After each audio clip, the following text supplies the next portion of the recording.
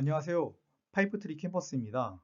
오늘 이 시간에는 머신러닝 레벨 2 지도학습 모델의 성능 평가에 대한 내용을 이야기해 보도록 하겠습니다. 오늘 모델의 평가에 대해 다음 세 가지 개념을 이야기하겠습니다. 우선 첫 번째 개념은 크로스 밸리데이션으로 학습한 모델의 성능을 정확하게 확인하는 방법입니다. 두 번째는 모델의 설계 단계에서 설정하는 하이퍼 파라미터의 가장 적절한 값을 찾는 방법으로 그리드 서치라는 개념에 대해서 이야기해 보겠습니다. 그리고 마지막으로 모델의 성능을 분석의 목적에 맞게 설정하고 평가하는 방법을 이야기하고 강의를 마치도록 하겠습니다. 우선 크로스 밸리데이션에 대해서 이야기해 보겠습니다. 크로스 밸리데이션은 모델의 성능 평가를 정확하게 할 수 있는 기법을 이야기하는데요. 여기에 보신 것처럼 예를 들어서 우리에게 하나의 데이터가 있다고 가정을 해보겠습니다. 그러면 우린 데이터가 들어왔을 때 우린 두 가지를 함께 수행해야 하는데요. 우선 첫 번째는 모델에 대한 학습을 진행을 해야 됩니다. 이걸 우리가 트레이닝 데이터라고 얘기를 하죠. 그 다음에 또 하나는 모델의 학습이 잘 됐는지 평가를 해야 된다고 말씀을 드렸죠. 이걸 우리가 테스트 데이터를 활용해서 한다고 말씀드렸습니다. 그런데 이 테스트 데이터는 마치 우리가 수능을 보는 것과 굉장히 유사한 개념으로 이 모델이 학습이 완료된 직후에 출시되기 바로 전 단 한 번만 이 데이터를 사용해야 된다라고 말씀을 드렸습니다. 이건 왜냐하면 우리가 테스트 데이터를 가지고 계속해서 모델을 평가를 진행하다 보면 이 모델을 만드는 분석가가 이 테스트 데이터의 그 기준이 자동으로 학습이 되게 되고 테스트 데이터에 맞도록 모델이 학습이 돼버려서 결론적으로는 일반화가 잘 되지 않는 이런 데이터 스누핑 현상이 발생하기 때문에 테스트 데이터는 가장 마지막에 한 번만 사용한다고 말씀을 드렸어요. 그러면 우리가 고3이 수능을 보기 전에 모의고사를 보는 것과 같이 본인이 현재 학습한 수준이 얼마나 잘 됐는지 평가하는 중간 점검이 필요한데요. 이런 중간 점검을 하는 데이터를 우리가 밸리데이션 데이터라고 말씀드렸습니다. 이 밸리데이션 데이터셋은 이제 굉장히 여러 번 우리가 할 수가 있는데요. 그래서 이 데이터를 가지고 우리가 예를 들어보면 처음에 한 20% 정도, 뭐 예를 들어서 20에서 한 30% 정도의 데이터를 띄워서 우리가 테스트 데이터로 지정을 하고 이 데이터는 잘 띄워서 보관을 해놔야 됩니다. 그리고 이 데이터는 아예 보지도 않고요. 그래프를 그려보지도 않습니다. 그리고 마지막에 아예 테스트, 그러니까 평가만 한번 딱 하는 용도로 사용을 하는 데이터가 되겠고요. 그러면 우리에게 있는 이 70%에서 80%의 데이터를 가지고 우리가 트레이닝과 밸리데이션을 진행을 해야 되는데요. 이렇게 데이터를 분리하는 작업을 우리가 데이터 스플릿 한다라고 말씀을 드렸죠. 데이터 분할이라고 말씀을 드렸습니다. 그러면 과연 트레이닝 데이터와 밸리데이션 데이터는 어떤 비율로 나눠야 될까요? 여기에는 이제 굉장히 많은 아이디어가 나올 수 있습니다. 뭐 가령 예를 들어서 동일하게 테스트 데이터처럼 20%에 30%를 밸리데이션 테스트로 또 놓고 여기를 우리가 테스트 트레이닝으로 쓰고 여기를 밸리데이션용으로 쓰고 뭐 이런 식으로 계속 쓸 수 있겠죠. 그런데 이렇게 고정된 상태에서 데이터를 스플릿하게 될 경우에 발생하는 어떤 하나의 리스크가 있습니다. 이 리스크가 뭐냐면 과연 이 데이터가 정말 서로의 패턴을 잘 반영하도록 잘 분리가 되었냐라는 거죠. 우리가 그 부분들을 랜덤하게 항상 스플릿을 하기 때문에 보장할 수가 없어요. 이걸 좀 더 자세히 말씀드려보면 지난 우리가 레벨 1에서 잠깐 말씀을 드렸는데 우리가 이 데이터들이 있을 때 어떤 패턴이 있다고 가정을 해볼게요. 우리가 그 패턴들이 뭐 네모라고 하는 패턴도 있고 세모라고 하는 패턴도 있고 동그라미라고 하는 패턴도 있고 물론 여기에는 어떤 에러도 있을 겁니다. 그리고 여기도 네모라고 하는 패턴, 뭐 동그라미라는 패턴이 있겠죠.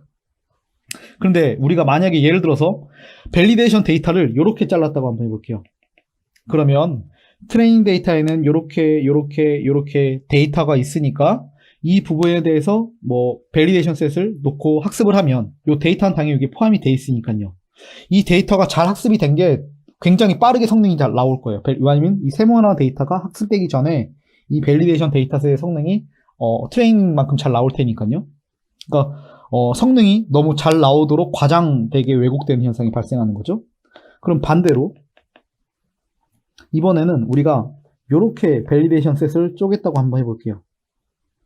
이번에는 우리가 이렇게 한번 쪼개볼까요?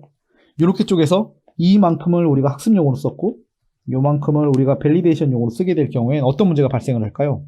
요 세모라고 하는 데이터는 트레이닝에 없습니다. 그렇기 때문에 학습이 잘 다 이루어져도 이 데이터가 잘 여기 들어있지 않기 때문에 어큐러시가 낮게 나오겠죠. 성능이 낮게 평가가 되는 겁니다. 이번에는.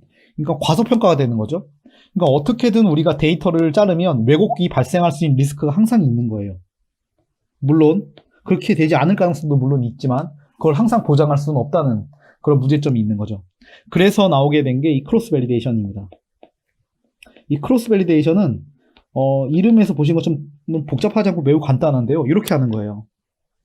우리에게 데이터가 이렇게 있을 때 이 데이터를 우리가 예를 들어서 3등분을 한다고 해보겠습니다. 그러면 첫 번째에는 요 맨 끝에 있는 3분의 1을 우리가 밸리데이션용으로 우리가 아껴놓고요.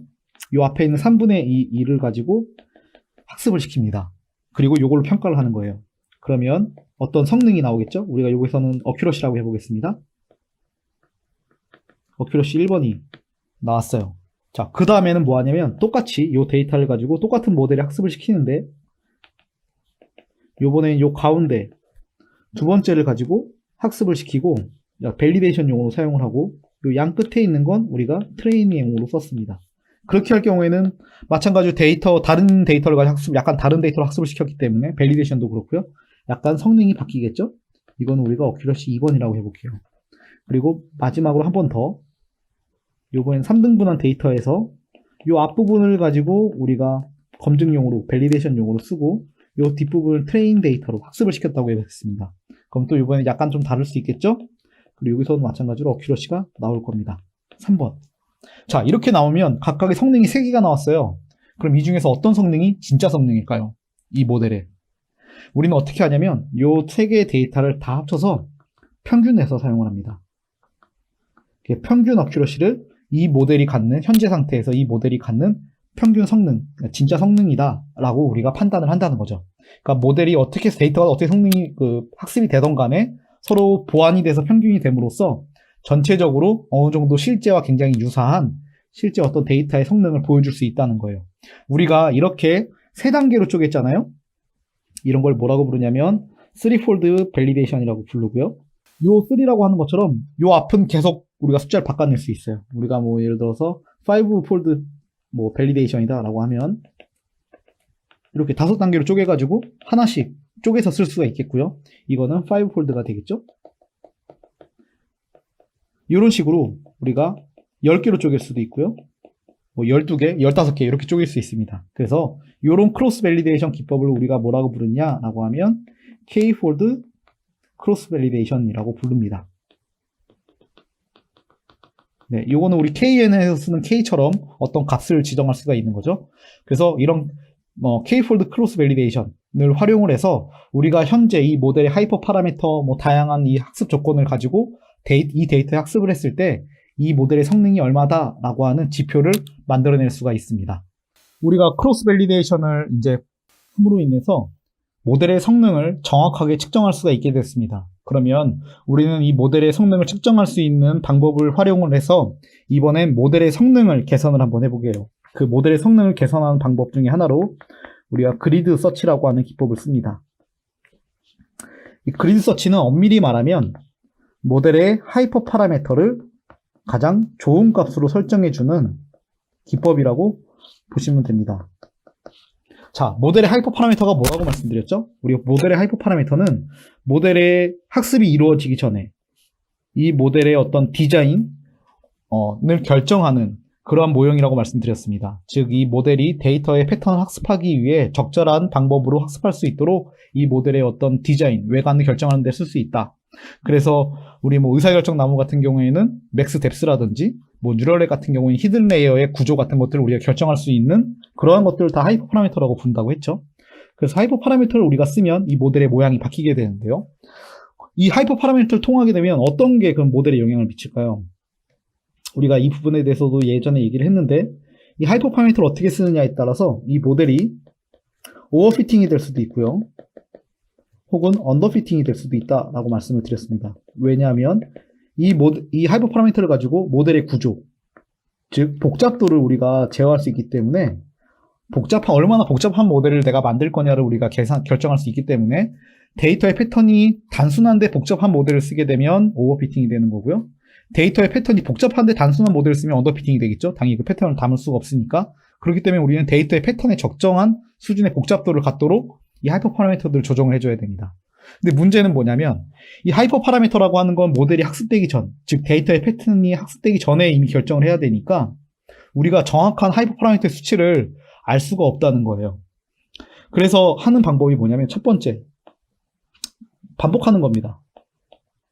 분석가가 모델을 만들 때 모델의 하이퍼 파라미터를 뭐 이것저것 넣어가면서 이게 오버피팅 되는지 언더피팅 되는지 확인을 해가면서 점점 이 파라미터를 바꿔가는 거죠. 어떤 단순 반복 작업들이 들어가게 됩니다. 근데 이 작업이 매우 지루하고 우리가 하나하나 모델을 뭐 하나 만드는 게 아니라 여러 개를 만들어야 되거나 어떤 하나의 모델을 만드는데 많은 시간이 비용이 발생한다라고 하면 이게 굉장히 큰 일이 되게 됩니다. 그래서 약간 더 우리가 발전을 해서 우리가 어떤 여기다 계획성을 넣어보자. 그러니까 계획을 가지고 좀 이렇게 체계적으로 이 하이퍼 파라미터를 검토해보자 라고 해서 나온 게 바로 이 그리드 서치가 되겠습니다. 가령 예를 들어서 우리가 지난번에 배웠던 SVM이라고 하는 알고리즘에 대해서 우리가 하이퍼 파라미터를 튜닝한다고 해볼게요. 그러면 SVM의 하이퍼 파라미터는 크게 세 가지가 있었습니다. 뭐 더 있죠, 물론. 물론 C라고 하는 거는 우리가 소프트 마진의 수준을 어떻게 정할 거냐 라고 하는 파라미터라고 말씀을 드렸어요. 그러니까 소프트 마진이면 마진 사이에 데이터들이 들어오는 거 허용해주는 정도인데 그 정도를 조정하는 파라미터죠. 그리고 두 번째 파라미터는 우리가 감마라고 하는 하이퍼 파라미터가 있었습니다. 감마는 우리가 커널 기법을 썼을 때 커널의 효과가 얼마나 더 반영되도록 할 건지 커널의 효과를 반영하는, 조정하는 파라미터라고 말씀을 드렸죠. 그 다음에 세 번째 파라미터는 커널의 기법 자체를 우리가 고를 수도 있었습니다. 뭐 가우시안 커널을 쓸 거냐, 뭐 아니면은 뭐 저기 우리가 예제에서 봤던 어떤 다항식으로 고차원을 변환시키는 폴리노미알 뭐 커널을 쓸 거냐, 이런 식의 어떤 값들을 우리가 선택할 수 있겠죠. 우리 이런 식으로 모델의 복잡도를 우리가 제어를 해서 이 SVM 모델이 오버피팅 되지 않게 또 언더피팅 되지 않게 잘 일반화되게 모델을 만들고 싶은 거예요. 그럼 우선 첫 번째로는 우리는 이 세 값들을 아무거나 그냥 넣어보면서 모델을 만들어 볼 수 있겠죠. 근데 언제 제일 좋은 값이 나올지는 알 수가 없어요. 그래서 우리가 어떻게 하냐면 이 그리드 서치라고 하는 방법을 쓰는데 가령 예를 들어서 이렇게 하는 거예요. 자, 우리가 C라고 하는 값은 보통 제가 이렇게 해볼게요. 자, 0.1을 한번 넣어보고 싶고 1도 한번 넣어보고 싶고 10도 한번 넣어보고 싶어. 이렇게 한번 해보는 거예요. 요 셋 중에 뭐가 좋은지 모르는 거죠. 보통 이제 SVM에서는 이 하이퍼 파라미터 C, 감마들을 넣을 때는 10의 배수로, 그러니까 10배수구 되도록 요 값들을 지정합니다. 그러니까 뭐 0.2, 0.3 이런 값은 넣으실 필요가 없습니다. 자, 그 다음에 감마 값은 제가 뭐 0.01 요거보다 10분의 1 수준으로 0.1, 1 이렇게 세 가지의 경우의 수에 대해서 한번 살펴보고 싶은 거예요.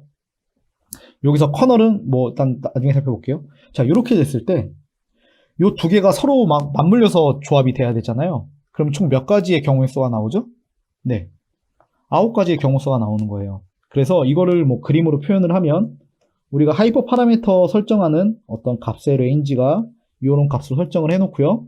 뭐 이게 하나, 둘, 셋, 하나, 둘, 셋 이렇게 해서 여기는 우리가 C, 여기가 감마, 세로축이 감마라고 하면 요게 0.1, 1, 10 이렇게 되겠죠. 그리고 여기는 0.01, 0.1, 1 이런 값이 포함이 되면 우린 지금 그리드 서치라는 기법을 통해서 총 9개의 점, 이렇게 두 개가 교차하는 지점에 하이퍼 파라미터들을 넣고 이 모델을 생성해내는 거예요. 즉 모델을 9개를 만들게 되는 거죠.